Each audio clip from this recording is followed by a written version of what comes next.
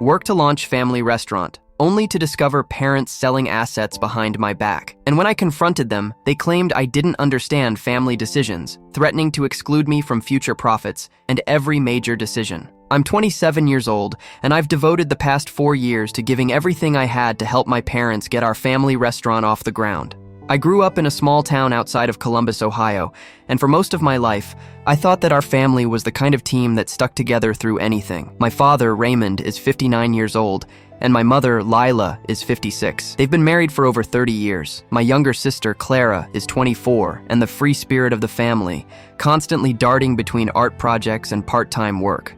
I was the sensible one, the one who finished things. I did restaurant management for several years following college, accumulating savings, and came back home when my parents mentioned that they wished to start something on their own.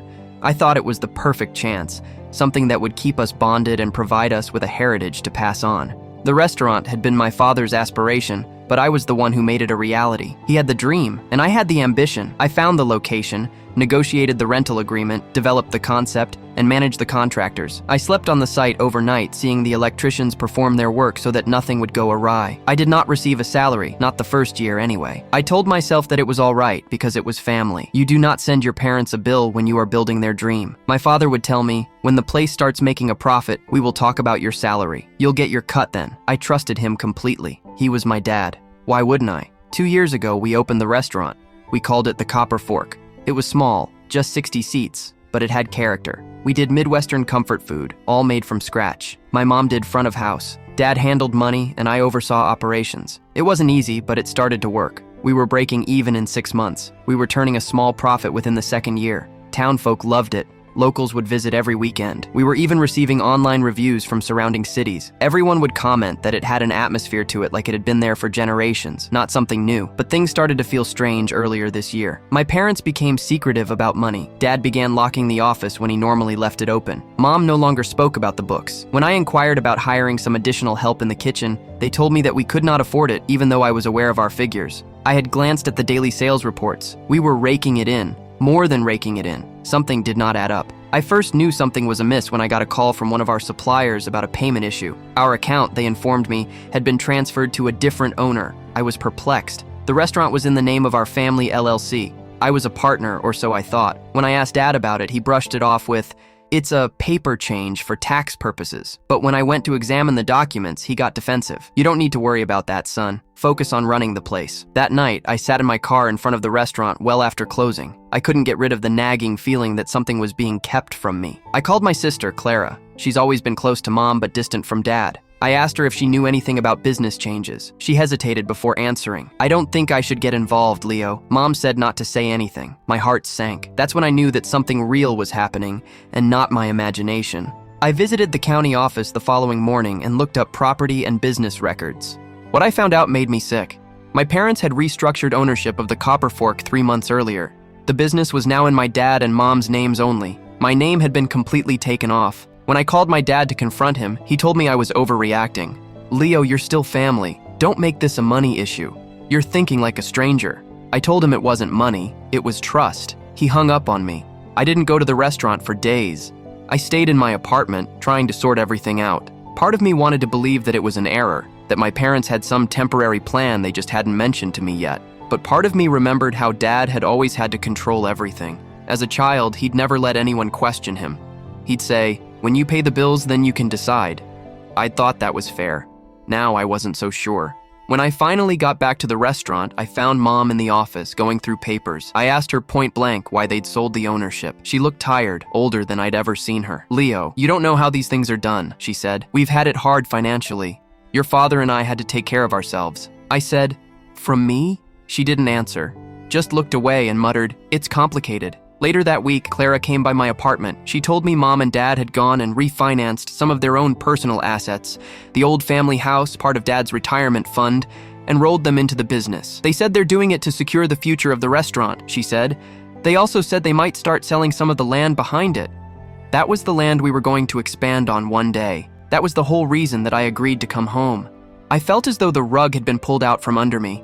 I called a lawyer I knew from high school that night, just to find out what my options were. He explained to me that if my name was never legally documented as a legal partner, I didn't have much of a chance. Everything I had been doing had been as an employee, not an owner, unless there were written agreements, which there weren't. I had no agreements. I didn't even have paychecks for most of the first year. My trust had made me vulnerable. The next day, I confronted my parents together at the restaurant before opening. I told them I was aware of the change in ownership, the refinancing, and the sale of the property. My dad slammed his hand on the counter and said, "You think you know it all because you worked some late nights. You don't know what it takes to be in business in the long run." My mom had nothing to say. I told them that they were selling the dream we built together without even telling me. Dad said, "We're doing what's best for the family. You're young. You'll have your chance someday." I said, "You mean when you're finished using me?" He walked out without another word. That was 3 weeks ago. I have since been shut out of the restaurant's bank account and the business email. Dad told the staff I was on a break. I don't know what hurts more, the betrayal or the pretending everything is fine. Everything at home froze after that fight. I mean, completely froze. My parents stopped calling. Mom wouldn't even text. It was like I had been deleted overnight. Every morning I'd still wake up at 6 out of habit and think about prep work, supply orders, scheduling, and then I'd remember that I wasn't wanted there anymore. I'd just sit at my kitchen table and stare at my phone and wonder if I should just apologize, even though I hadn't done anything wrong. That's the kind of control they've always had over me. They could guilt trip me for trying to be equal. A week or so after that, I received a call from Clara. She was shaking on the phone. "Leo, you need to go to Mom and Dad's," she said. "They're talking about selling the building." My heart sank. I went right over. Mom and Dad were sitting in the dining room with some guy I had never seen. He looked like a real estate agent, papers spread out on the table. Both of them quit talking when I came in. Dad sighed. "You shouldn't be here, Leo," he said, not looking up. "Are you selling the restaurant?" I asked. "It's not final," Mom said softly. "We're considering offers." I couldn't believe it. "You're selling the place I built? Without even telling me?" Dad slammed his hand on the table. "You didn't make it. You labored over it. You don't own anything. Stop trying to act like you're the only one who put in effort." Mom attempted to take his arm to settle him down, yet I was too angry to ease up. "I devoted 4 years of my life," I said. "I lost promotions, relocated, used up my savings, and worked 7 days a week for nothing. You told me this was ours." Dad rose to his feet, his finger in my face. "We made decisions you can't understand. You don't have your own family. You don't know what it means to carry that weight. We're doing what we must to make this family safe." I laughed, loudly and scornfully. "Safe? You're selling everything behind my back and you call that stability?" That's when he said something that I will never forget. "If you can't respect the decisions your mother and I make, then maybe you don't deserve to be part of them." It felt like a punch. Mom didn't even look at me. Clara stood frozen near the stairs, her face pale. I walked out before I said something that I would regret. I parked my car outside the restaurant that night. The parking lot lights reflected back off the windows. I could see personnel inside setting tables, laughing, preparing for the dinner business. I had trained most of them myself. I'd hired the chef, selected every single supplier, tasted everything on the menu. Now I was a stranger peering in through the glass. I was a ghost haunting something that had belonged to me. I visited a neighborhood bar I used to go to with co-workers, ordered a beer, then another. The bartender, Casey, knew that something was wrong. She's my age, maybe 26, and had always been friendly. She asked if I was okay. I provided her with the short version, that my parents had essentially written me out of the company I founded.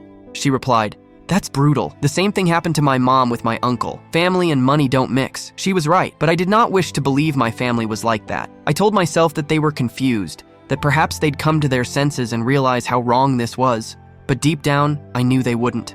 Clara texted me a few days later. She wanted to meet me at a coffee shop outside of town. When I got there, she was nervous. She said Mom and Dad were going to sell the restaurant to a development company that wanted to turn the property into a fancy wine bar. They told her it's a good deal, she said. "They'll make a lot of money, enough to retire early." I asked her if she knew how much. She shook her head. "They won't tell me, but Mom said it's in the high 6 figures. That was it for me. I couldn't just sit and watch them ruin everything. I told Clara I was going to stop the sale. She begged me not to. "You'll only make things worse," she said. "Dad's really angry. He thinks you're trying to take over," but I couldn't just let it go. The next day I went to the restaurant during lunch service. I walked straight to the office, ignoring the looks from the staff. Dad was in there, on the phone. When he saw me, he cut the call immediately. "You can't just show up here," he said. I told him I had to talk to him about the sale. He said, "It's already happening. You don't have a vote." I said, "You don't get to write me out of something I built." He got up, his face red. "You didn't build anything. You worked for me. You don't own one brick of this place." I took a breath. "Why then did you tell me it was a partnership?" He said, "Because I thought you were grown up enough to take responsibility." Clearly I was wrong. I wanted to hit him. I didn't, but I wanted to. I told him that I'd find a means of challenging this, that I wouldn't let him sell without my being fully aware of everything. He laughed and told me, "You can't fight what isn't yours." That was the last time I talked to him face to face. A few nights later, Clara called, crying. Mom had told her to stay out of it or she'd be cut off too. I recalled that expression, cut off, as though we were mere branches to be pruned when we were no longer handy. I've been gathering everything I can since then. Emails, texts, receipts, pictures of me on site working during the build, even old notebooks with my designs. I don't know what it will prove, but I have to have something. I can't just walk away. I sit and I remember all of the small moments we had before things fell apart. Sunday mornings eating breakfast at the restaurant before we opened, Dad teaching me how to fix the ice machine, Mom fussing over settings on the tables. I once believed those were signs of teamwork. Now I am less certain that they were not part of a greater illusion. Something that they told themselves in order to persuade themselves to use me. The restaurant had smelled like butter and coffee in the morning, like hope. Now when I drive past, it smells like loss. I haven't decided what to do next. Undefined. But I know one thing. Undefined. If they think I'll stay silent while they erase my name, they're wrong. It's now been a month since that fight in the restaurant office, and I wake up every morning with this constriction in my chest. The one that won't go away, no matter how much you tell yourself to get over it. I've stopped driving past the copper fork. I don't want to see it. They already took my name off the paperwork, but seeing them run it like nothing happened, it's worse. Like watching someone else live your life while you're stuck outside, pounding on the glass. I've been staying with my cousin Mark lately. He's 30, lives about 40 minutes away in a small apartment above a laundromat. He's the kind of person who doesn't ask too many questions but always listens. When I first told him the whole situation, he just shook his head and said, "Families and money, man. It's poison if you let it be." He's not mistaken, but it doesn't make it any easier.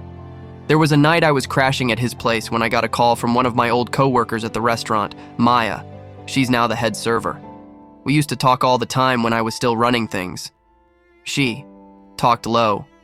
"Leo, I wanted to tell you something. Your parents were seeing some buyers again. 2 men came by here yesterday looking at the kitchen." My stomach flipped over. I asked her if they said anything about a deal. She said she didn't catch details, but overheard my dad say that the paperwork should be finalized in a week. I didn't sleep that night. I sat in Mark's living room thumbing through my past notes, trying to determine if I was on the same page with that company in any capacity. Every note I flipped through made things worse. Every photo of me standing next to my parents, smiling for the big opening day, looked like a lie now. Like one of those family photos where you're all pretending to love each other with clenched teeth behind my back. The next day I paid Mom a visit. Not Dad. Mom. I thought she might at least listen to me. She was home, taking care of her plants when I stopped by. She was surprised to see me but didn't shut the door. I confronted her straightforward. "Why are you selling and not even talking to me?" She said, "Leo, don't start all over again." I said, "I deserve to know. You told me this was a family company. You told me I had a future here." She let out a sigh and said something that still burns in my mind. "You're young, Leo. You can begin again. Your father and I can't." I told her that wasn't an excuse, that what they were doing wasn't unfair, it was cruel. She started to cry after that, informed me they were drowning in debt I had no idea about. The restaurant hadn't been financially doing so well as I had assumed. I didn't believe her. I'd seen the books myself. The profits weren't huge, but we weren't losing money either. Then she spoke the words that froze my blood. "Your father's been using some of the restaurant money to finance other investments. If we don't sell, we're going to lose everything." So it wasn't an issue of stability, it was an issue of saving themselves, and the only way they could do that is by erasing me from the picture. I asked her, "Why didn't you tell me anything about all of this beforehand?" She told me, "Because you would have stopped me, and he wouldn't have listened." That hurt me a little bit. I just stood there staring at her, seeing how long this had been going on, how long she'd known and hadn't said anything. She said softly, "We didn't intend to hurt you, Leo. We just didn't see any other choice." I left without saying goodbye. I met with a local lawyer, someone who was recommended, a woman named Ellen, late 40s, no nonsense, poised, the kind of person who tells it like it is. I told her everything. She listened carefully, asked questions, took notes. When I finished, she said, "Legally, this will be difficult, but not impossible." If we can establish you added something valuable to the business in reasonable hope of partnership, you could have a claim of equitable ownership or implied contract breach. That gave me a glimmer of hope. She told me to gather everything: emails, text messages, bank statements, receipts, anything that showed I'd spent time or money in hope of future benefit. I spent the next 3 days digging through old boxes and hard drives, making a chronology of everything that I'd done. I found emails from Dad where he'd mentioned things like our restaurant and our expansion. I found text messages about me shelling out when he'd assure me he'd pay me back. He never paid me back. Ellen had mentioned that that was just the kind of proof she was seeking. Clara, on the other hand, kept me informed quietly. She informed me Dad was upset that I'd gotten a lawyer. He'd told her I was trying to ruin the family. I explained to her I wasn't ruining anything. Families like mine did that all on their own. She started crying, said she couldn't stand being in the middle. I told her she didn't have to choose, but I knew that wasn't an option.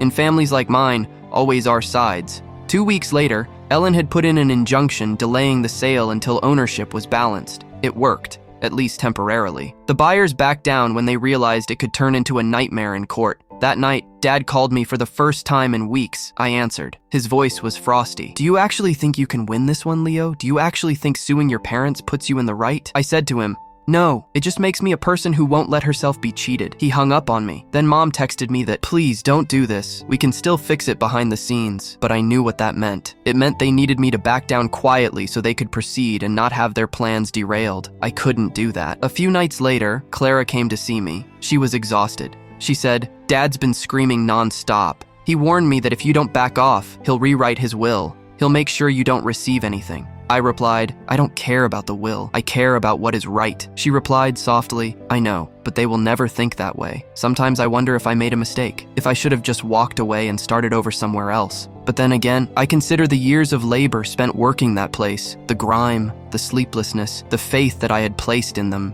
You don't let someone just take all that from you. Now it's all in limbo. Lawyers, deadlines, silence. Every time my phone rings, I hear with anticipation for some spark of reconciliation. But it never is. It's either legal things or friends asking how I'm doing. I tell them I'm okay. I'm not. I'm like riding in the middle of a storm, clinging to tatters of my life as things disintegrate. The hearing last Thursday was when it took place. I had been preparing for weeks, but nothing can prepare you to be sitting in a courtroom and witness your own parents on the other side of the room. They wouldn't even glance in my direction. Dad stiffly sat, jaw set, wearing his usual gray suit. The same one he wore when we met with investors 2 years ago. Mom was beside him, grasping her purse like it was a shield. I was nauseous. I never thought that things would come this far, but once you cross a certain line, there is no going back. My lawyer, Ellen, had warned me to stay calm, answer only what you were asked, and not to get emotional. That sounded easy until I had to actually do it. The defense attorney tried to paint me as an ingrate son, a kid who labored for free because he loved his family,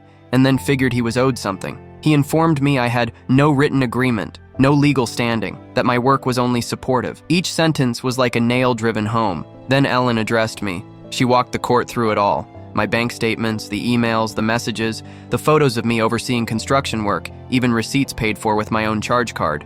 She said, "This is not a volunteer. This is a partner whose work was exploited in the name of family trust." For the first time in months, I felt heard. Dad still would not look at me. When finally he did testify, he clarified that I had misunderstood the entire thing. "We presented Leo an opportunity," he testified. "He chose to help. We didn't coerce him." Ellen asked, "Did you ever tell him he was going to have part ownership?" He testified, "We talked about it but made no decision." She asked, "Did you use his savings to fund any part of the business?" He hesitated before saying, "He offered to help." She pressed on, "And did you ever pay him back?" He said no, because it was family. That word, family. The same word they'd used every time they'd asked me to sacrifice something, every time they'd asked me to labor without question. I sat there with the knowledge that to them, family did not mean trust or fairness, it meant obedience. The judge did not make a ruling that day. He said he would review the evidence and make a ruling within 60 days. As we left the courtroom, Mom tried to get up to me. She said, "Leo, don't do this to us." I whispered, "You did this to me," and I left. The days since have been leaden. I have been going back to Mark's house, barely eating, sitting most of the time near the window watching traffic. I constantly ask myself what happens next. If I win, then I get paid or rewarded for what I did. If I lose, they're going to sell the copper fork and they'll get off free. Either way, the family I knew is ruined. Clara came to see me last night unannounced. She brought over supper and told me she had to speak with me. She told me Mom had sobbed nonstop and Dad barely uttered a word. She told me, they don't know why you can't just drop it. I told her, because dropping it would be pretending like it never happened. She slowly nodded. I know, but it's tearing everyone apart. I told her something that I hadn't told anyone until then. Clara, it's already apart. I just gave up acting like it isn't. She didn't dispute it. She simply sat with me in silence. It was the first time I ever noticed how much she was also in the middle. She loves them, but she knows also what they did. She stated, I think Mom regrets it, but Dad, he'll never apologize for being wrong. I returned to that notebook later in the evening, after she had left for home. I opened up my trusty old notebook, the one we'd used to plan the restaurant. I flipped through the sketches, menu drafts, lists of possible ideas for expansion. Everything seemed so alive then. I could almost hear the roar of the kitchen, the laughter, the smell of butter and garlic, the sound of people making something happen. That was the dream. Not the building, not the company, just the feeling that we were a family doing something. Now there's just me. I've been wondering, though, what happens next. I've saved up enough to start over, perhaps not much, but enough for a pop-up or a food truck. Ellen once said to me, after this case is done, win or lose, I should take the experience as a lesson. She said to her, you've already proven you can make something from nothing. Don't let betrayal be the last page. She's right. I don't want this to be my legacy. I don't want to waste the rest of my life bitter, but I'm not ready to forgive them either. That kind of hurt does not heal with time. It heals with distance. A few days before that, I had driven back to Columbus for the first time since the hearing. I did not enter the restaurant. I merely parked across the street for a while. It was at night. The lights were lit, customers inside, people laughing, pouring out the door. For a moment, it seemed just as I had envisioned. Only now it was not mine, nor was it my parents'. It was only another company built on shattered promises. I sat there for a bit, remembering that first evening we opened. How proud Dad appeared, how Mom wept when the very first patrons set foot in our store, how we took photos and talked about the future. I wished to hate that memory, but could not. It was still true. It just belonged to part of us that no longer exists. I jotted down a letter on a napkin in my car. I stepped off the sidewalk, kept an eye out for anyone watching, and stuck it on the back of the restaurant door. It said, you can sell the building, you can erase my name, but you can't take what I built inside these walls. I gave everything because I believed in us. I hope someday that means something to you. So I got back in my car and left. I didn't look back. That was 3 days ago. I've been scheming new plans ever since. A new place, smaller, less involved, something really mine this time. Maybe I'll name it Leo's Table. Maybe I won't name it after me at all. Maybe I'll just build it in secret, let it grow, and remember that sometimes things can be rebuilt, even when betrayed. Undefined. I don't know if I'll ever talk to my parents again. Undefined. Maybe someday. Spring application. Maybe not a chew. But I do know this. I'm done waiting for their validation. Normalized, I'm done letting guilt keep me quiet.